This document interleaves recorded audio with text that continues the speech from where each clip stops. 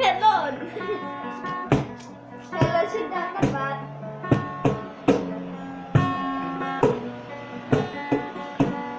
Muốn thì em bóng nhìn xa vàng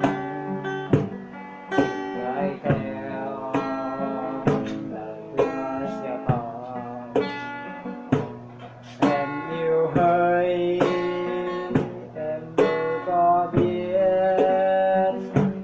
nước mắt nào ướt em tràn rồi khi nhớ khi buồn em khóc nước mắt nào nằm như đá vàng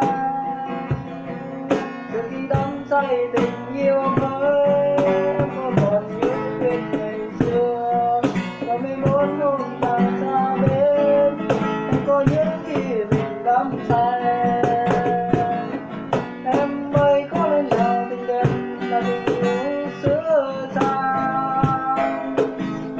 em ơi có lần nào đời buồn khi mà sống bên nhau xa nhau nhưng trong lòng anh vẫn yêu em xa nhau nhưng trong lòng anh vẫn nhớ em.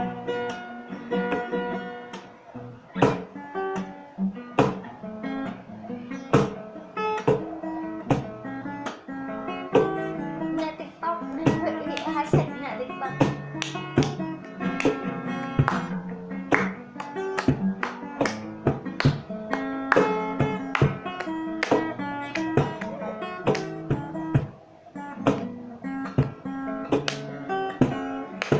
Buồn vì em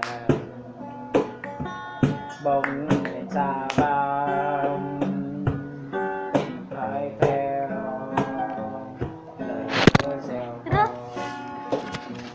em yêu hỡi Liệt luôn. có biết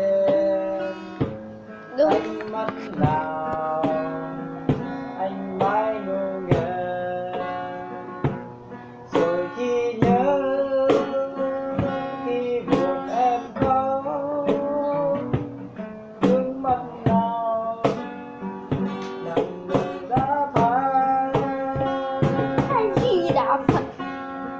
rồi khi đắm say tình yêu mới không còn nhớ chuyện ngày xưa và mình muốn hôm nào xa bên em có nhớ khi mình đắm say em ơi có lần nào tình đẹp là tình yêu xưa xa